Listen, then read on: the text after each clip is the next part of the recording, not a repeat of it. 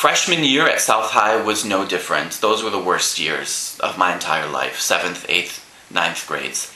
By the time I got to senior year, things were quite a bit better, but I still got harassed every day, and I still didn't have any really good friends. Even kids who might have liked me didn't want to be associated with me, because I was absolutely on the very bottom of the social pecking order. I was a fag, the worst thing a person could be. I was labeled a fag. Oh, I denied it vehemently. I wasn't walking around in a dress saying, I'm here, I'm queer, get used to it. I wish I'd had the courage to do that, but no, I never told anyone I was gay until I was out of high school. I was trying to blend in. I wanted nothing more than to be accepted and to be straight. But inside, I knew that I wasn't straight. I knew that there was truth to what they were saying about me, and I absolutely abhorred myself at times. And I actually thought I would never tell anyone that I liked boys. I thought it would be a secret that I would take to the grave with me. I think I need to emphasize for you teachers how alone I was with this problem. I didn't even really have any help from my family. When I was little, they were also noticing that I was acting feminine, and they were trying to get me to stop. They would tell me to stop acting girly, that they didn't like that people would get the wrong idea about me. They genuinely thought at the time that this was in my best interest, to tell me that my feminine side was to be suppressed. But I couldn't go home from school and confide in them that I was being bullied about this, because they would have told me that it was my fault. They made quite a few comments about queers, actually, and that caused me a lot of anxiety. They were just totally misinformed. They thought that homosexuality was a perversion. Once when I was about 10, my mother said to me, I can't believe that that girl's mother let her sit on that gay man's lap. You never know what he might do to her. Now maybe I should just say, just in case anyone who watches this video is still living in the dark ages, that I am 1000% sure that there is no positive correlation between homosexuality and pedophilia. In fact, I would expect a negative correlation. I've never heard of a gay pedophile, have you? And my mother knows this now, but you can imagine what this did to me as a child to hear this from people, this kind of stuff. I thought, I'm like this gay man my mother's talking about. People think I'm disgusting. I am disgusting. And right-wingers in the United States are still, to this day, disseminating these falsehoods about us. And I think you can see that when they do that, they are contributing to the trauma, and yes, the suicide of these young people. So, I had no comfort from my parents in this area of my life. And I had good parents. They only made this one very typical mistake.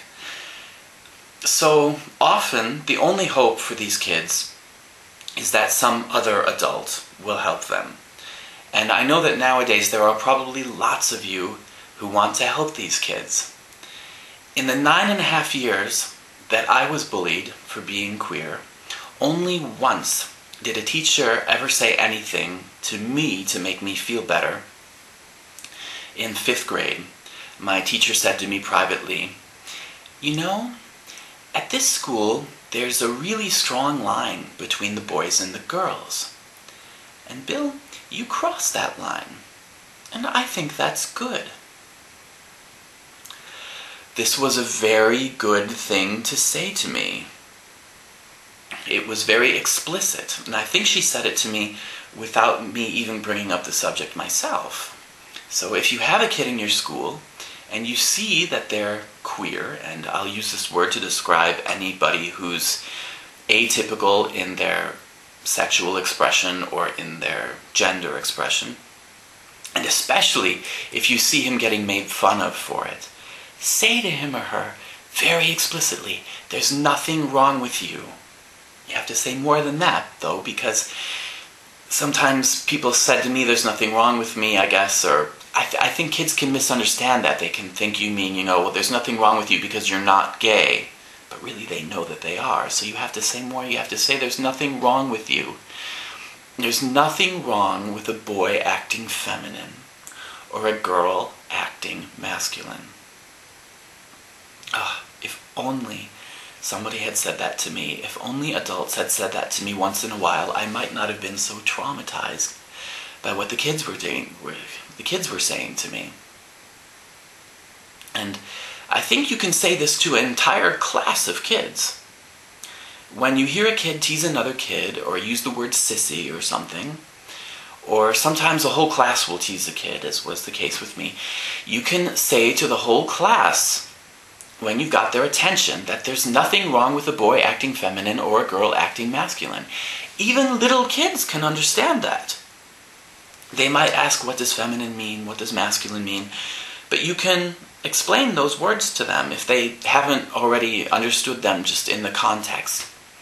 And maybe you won't necessarily notice a change in how they treat that queer kid, but at least they will get the right message from someone, even if they get the opposite message from other adults. I used to dream that my elementary school teachers would stand up in front of the class and say that. So you have to give kids the right message, and you have to stop giving them the wrong messages. For example, if you've got a couple boys in your class who are talking with each other and being disruptive, you might be tempted to say to them, hey, you two, stop giggling like a couple of little girls. What, do you like each other or something? And some of the kids will laugh, and you've got those two to shut up for a minute. But don't do that. Let's say you're a gym teacher and you've got a class full of boys, and you say to them, I don't know, we don't throw underhand because that's how the girls do it. And then you do a funny imitation. Don't do that. I know that for some of you, this may be taking away half of your comic material that you use in class. It may get a laugh, but now that you know how damaging it is, you have no excuse for using it. It's extremely hurtful. And it's low class. And you're not low class. You're not stupid. You're a teacher. You're the archetypal educated person.